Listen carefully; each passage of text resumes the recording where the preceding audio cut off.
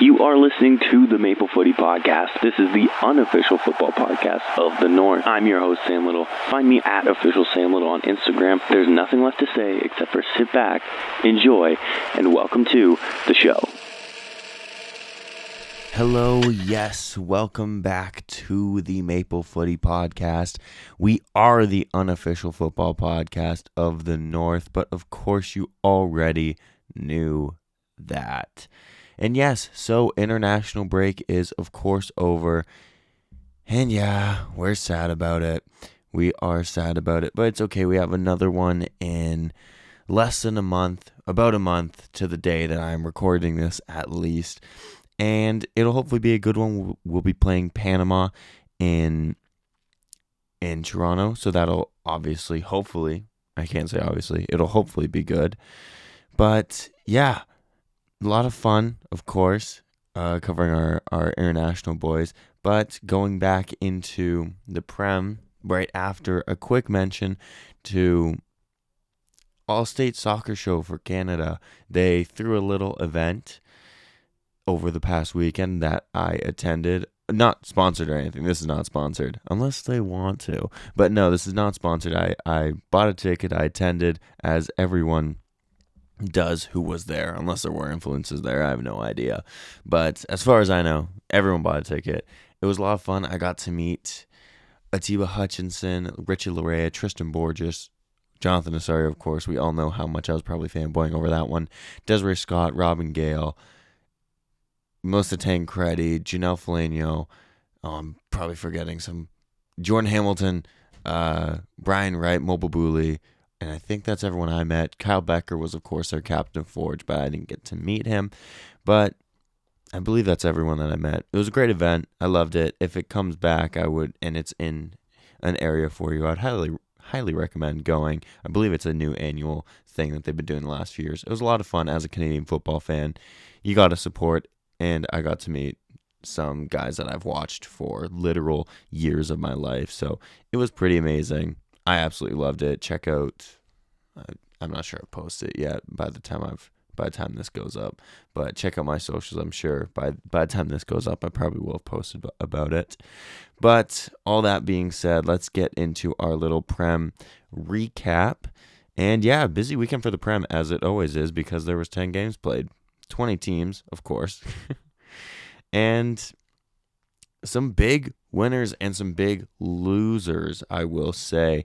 So we know the format. Quick refresher. First segment, match of the weekend, then biggest winners of the weekend, biggest underperformers, best performance, my apologies, moment of the weekend, relegation zone, European places, and title race. So match of the weekend, I think it has to be Everton and Villa, right? Like 3-2, Everton once again throwing away a lead in which they were up 2-0. They were up 2-0 2 match weeks in a row and don't see it out, which is not good, obviously, when you're up 2-0 2 games in a row and you end with 0 points for both of them.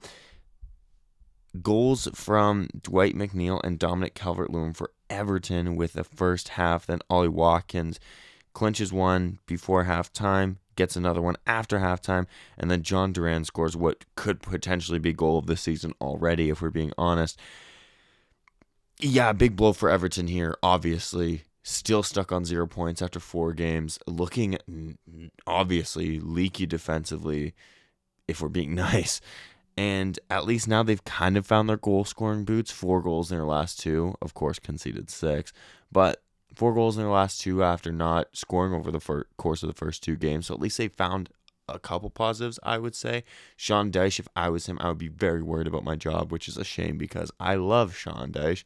But I'd be extremely worried about an impending sacking. Could potentially see our first sack of the season. Once again, hope not. Never wish anyone loses their job, of course. But just with the way of the game, we know how it goes. It wouldn't shock me, sadly, as a massive Sean Dyche fan. But Aston Villa, of course, I mean, Unai Emery's got them playing really well. They're in 5th place, 9 points out of a possible 12. Yeah, that's pretty good. That's pretty good for a team that is going to be starting up the Champions League campaign this week. And then, of course, we'll look to, I would assume their goal is to get Champions League for next season. So big wins like this, showing that you have the guts, the will to come back 2-0 down at home. I'm sure that the home support was probably pushing them forward. So if you missed a match this weekend and you don't know which one to watch, maybe go out of your way to watch this one. It was a rollicking good time. So our biggest winners of the weekend. This kills me. I think it's got to be Arsenal, doesn't it? Yeah, I'm breaking out in hives as we speak. I'm sorry. I'm going to make this one quick because I don't want to compliment them too much. A big win in the... Oh, God, sorry, I'm choking on my words. I'm kidding. Big win in the North London derby, of course. It was a hard-fought 3 points at... I was going to say White Hart Lane. It's not White Hart Lane anymore. It's Tottenham Stadium. It was a hard-fought. Of course, it's always going to be, no matter how bad or good each of the teams are in comparison to each other. I feel like they're always going to bring the best out of each other when they play each other. So, big win for Arsenal, back to winning ways, and that is all I'm going to say on that matter because I'm not giving them a second more. It killed me to do that, so you're lucky you got that much. Biggest underperformers of the weekend. I think you could probably say the two Merseyside boys. Everton, of course, as I already touched upon, did not cling on to a 2-0 lead 2 weekends in a row. I mean, immediately that puts you into an underperforming category, I would say. But I would also say Liverpool, as they've dropped their first points of the season, first loss to Nottingham Forest at Anfield since 1969. Now, I'm not saying put out the white flag, surrender, you're not winning the league, this is over for you Reds. No, I'm not saying that, but I will say it does show that this Liverpool team, of course, is vulnerable, and I think they were really heavily exploited by Nottingham Forest and Nuno. Nottingham Forest just didn't let them play their game. They constantly were slowing the game down, holding possession when they could, and when they couldn't, they just kind of kept either taking the ball or taking the man of Liverpool. And then, a quick goal from Callum Hudson-Odoi off the bench is kind of that's the game. That's the difference.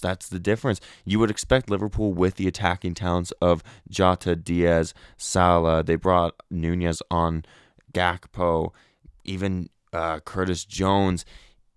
You would think that maybe there's something there to salvage a point here, but no, it wasn't in the cards for them on the day. Now, once again, not saying that it's over, it's done, 4 games in, call the league for Liverpool. No. I'm just saying Nottingham Forest has showed that this Liverpool side has their weaknesses, as all sides, of course, do. But they showed they have these weaknesses. They've showed that they're not impenetrable at the back and at home, which I think is even more important. The fact that they can be beaten at home, as the last, really 5-6 years Liverpool defeats at Anfield have been very few and far between in the league. So for Nottingham Forest to come here, win their first game since 1969, it's a blow. It's a blow for sure. I think it's a blow to the confidence and a chink in the armor that Slot is trying to put around this Liverpool side. But we'll see how they do midweek against AC Milan, and we'll see how they do. Let's see who their next opponent is. We'll pull it up. Maple Footy, we keep it profesh. They play Bournemouth next, which will not be an easy game. So they will be looking to bounce back from a pretty shocking loss, I would say. I don't really think anybody had Nottingham Forest winning that one. Even probably the most diehard Nottingham Forest fan probably wouldn't have bet on it. But hey, if they did, they might have made a lot of money. That's not me endorsing betting, by the way, just so we are clear. I'm not endorsing that. But our moment of the weekend, I would have to say, would be that Duran goal. What was he? He had to have been 30 yards out. Young striker off the bench looking to help in this comeback. And what better way than scoring an absolute screamer? Like I said, it's got to be in early contention for goal of the season, if we're being honest. He's only 20 years old. that's got to do him the world of good if you're asking me. He's got 11 goals in 53 games for Aston Villa, so definitely something that he's going to want to build on. And just seeing the stadium erupt, they know how big that goal is. They know how big that moment is. And like I said, the context of the game, you're down 2-0, and then you switch it, tides turn 3-2, boom. How about that? Yeah, no, it's a great goal. If you haven't seen it, I would highly recommend going to watch it. It's a beautiful, beautiful goal. But that's definitely got to be my moment of the week. And I think that's the stuff you dream of as a 20-year-old, coming off the bench for your club, wanting to make a difference, and you scored that goal in that context. I mean, for me, I think that's got to be moment of the weekend. Looking at our relegation zone, same usual suspects here, guys. And it's, of course, Everton rooted to the bottom of the league. It's looking bleak for them, as I've kind of touched upon in this episode and last Prem episode, I should say. It's not looking good. It really is not. Potentially another impending point deduction, along with just not being able to hold on to a lead to save the points. It's not looking good. From a Sean Dyche side, you expect a little bit more. You expect more reliability at the back. I know Pickford's number one ops here on the Maple Footy podcast, but you do expect some reliability at the back. They do have a pretty solid enough defense, I would say. Branthwaite, of course, is the standout, but they do have a solid enough defense to, I would say, see out a 2-0 lead. But hey, what do I know? I'm not a Premier League manager, so maybe I'm wrong. But I would say they do have the defense to see that one out, and they just don't. And that's not good, in case you were wondering. That's just not good.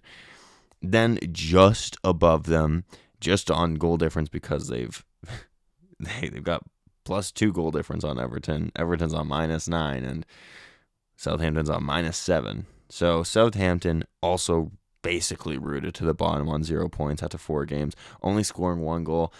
Yeah, that's not good.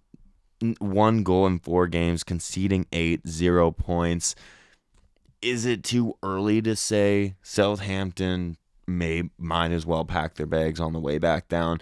I really don't think so. I'm not sure many people had them staying up, and they haven't shown anything in the last 4 games to really convince you otherwise. They're just, as much as I don't want to be mean, it just feels like they don't have that Prem quality, and I really don't see how they can possibly really turn this around without some major recruitments. But the transfer window's closed. By the time January comes around, they could be in a worse off state. Plus, who's going to want to join if they look like they're relegation bound? Like, who's going to want to join that could improve them, is what I should say.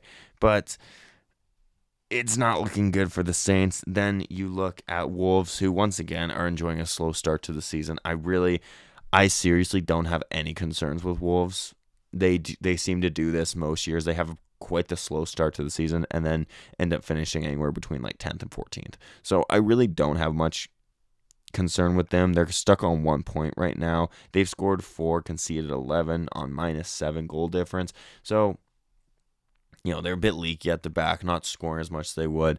But like I said, I don't know. I'm just not concerned. I've seen them do this time and time again. So I'm not really too concerned until we're getting into game week 20 to 25. And if they're still in around this area, then I'll probably go, oh, that's not good. And then just above them, each on 2 points, Leicester, Palace, and Ipswich. All of them have different goal difference, but we're not going to go through that. Ipswich, of course, I think are relegation candidates and favorites. I would love to see them stay up just because they were absent from the Prem for so long. Their fans have waited for this for so long. So it'd be cool to see them stay up. They did get a point against Brighton this weekend, 0-0 draw. Not the worst result in the world, so hopefully they can build on that. That's the second draw of the season, so could be worse. Palace, I I really, once again, kind of like Wolves, I don't see them having much issues staying up. Coincidentally, they did draw Leicester, who are just above them in the table. Both teams kind of looking at that potential of going down at the moment. I think Leicester come the end of the season is probably more likely than Palace, just because Leicester are a promoted team, so you kind of probably put your money on them as you usually would. But I really don't think either one of these teams should be sweating just yet. Like I said, Leicester probably more so than Palace. I think Palace has better quality than Leicester at the moment, so I don't really see Palace going down at this point. And obviously we are only 4 games in. And Leicester just, I haven't really seen anything from them to convince me that they have the minerals to stay up. But they do have prem quality players, but these are also the same players that got them relegated in the first place. So it's kind of a catch-22. But moving on from our relegation zone and all the dull, drab, depressingness of going down, let's look at Europe. So kind of in around like the Europa League, places, you got Villa, Brighton, Nottingham Forest, Chelsea, Brentford United, all kind of the suspects that you kind of expect to be around there, apart from Forest. Forest enjoying a really good start to the season. Credit to them. 8 points from 4, more points than Chelsea, Brentford, and United, as well as teams like Tottenham and West Ham, who are down the table at this moment in time. So Nottingham Forest enjoying a great spell in the early days of the season. Hopefully they kind of keep that up, as are Brighton, of course, but since game week 1 have kind of slowly descended down the table while still having 8 points. In all fairness, 8 from 4, once again, not terrible. Then you got Chelsea, who picked up a late win against Bournemouth. My Chelsea, baby. They love to leave it dramatic. Jadon Sancho enjoyed a great debut, of course. So remind your United fans, if you're a Chelsea fan, remind your United fans we did get him for 20 million, and United did give us 60 million for Mason Mount. So all feels good right now, doesn't it? But I digress. A big win for Chelsea, I would say, and some positive signs from the boys in blue. So, only time will tell how this season pans out for us, won't it? Aston Villa, as we already touched upon, in 5th in that kind of upper echelon of the Europa League spot. Something that I hadn't clocked was how high up Newcastle were. I'm looking at the table before prepping this podcast, and I hadn't realized they're above Liverpool in 3rd place. Now, I don't think this sticks. I don't think they have the coach nor the players to keep this going. But with no Europe this year, it could be in their favor a little bit. I don't think so, but it could be in their favor to maybe get those Champions League spots over like a team like Villa. Hey, I'm just saying I have more faith in Villa than Newcastle. Don't shoot the messenger. I'm just saying potentially Newcastle, they do have the table set for them if they want to get back in the Champions League. Whilst I would still say Aston Villa, I would say would have a higher shot at Champions League because I think they have a better team and a better manager. But that's just my opinion. And then, of course, Liverpool in 4th. I think we will see a bounce back from them. I don't think we're going to see them, like I said, throwing that white flag anytime soon. So Liverpool kind of in that 4th, 3rd range at the moment. I think that they will continue on in the title race. Only 3 points off City still, once again, only 4 games in this season. And then looking at our 2 current title contenders, although Arsenal and Newcastle are on the same amount of points, I would say it is at the moment Man City and Arsenal leading the way in the title race, with Liverpool kind of falling behind just point-wise, but they are only 1 point behind Arsenal. I'm trying to make it dramatic, guys. Give me a break, all right? But City is City. I mean, Haaland got another 2 goals. He's on 9-4 now, which is it's absurd, guys. It's absurd. I know he may not be the best player overall, but that boy can score. That boy can score. And if you're going to sit here and tell me, well, of course he can score, he's playing for Manchester City. Sergio Aguero, probably their best striker in their history, didn't have these goal scoring numbers. Now, Aguero was, in my opinion, probably a better all-around player. But if you're going to sit here and say, well, of course he scores that many because he's playing for City, I don't think it's the case. This guy's just a freak goal scorer. He knows how to find the net. And when you obviously surround him with great players, he's going to find the net more frequently, yes, but still amazing goal scorer. And Arsenal, like I already touched upon. Oh, sorry, I'm choking again. I can't give them compliment. I can't. They are having a decent start to the season. Just a decent one, though. But City, of course, I still think are the current favorites at this moment in time. I mean, look at their team. Look at how they're playing at the moment. The only team that has won 4 of 4 at this moment. Of course, that won't maintain. They will drop points at some point. Just a matter of when. But yeah, still that team to beat are Manchester City. But thank you for listening to this edition of the Maple Footy Podcast, another Prem recap. And it was fun covering the Canadian boys. It's fun covering the Prem. It's fun covering whatever, isn't it? I hope you've enjoyed so far. I hope you're enjoying the season, no matter what team or league you follow, whether it's Ligue 1, of course, support the Canadian boys over there, or Bundesliga, Serie A, blanking on other countries at the moment. Spain, La Liga, there we go. If you're a fan of them, I hope you're enjoying the season. I, of course, hope you're enjoying the Maple Footy Podcast. We'll be back again next week. We won't be covering the Champions League. I am just one man. I cannot do all of that. But I will, of course, be watching the Champions League. I just will not be covering it. I hope there's some great games on. I hope you enjoy the games if you get to watch them. And yeah, follow me everywhere that you can, that you want.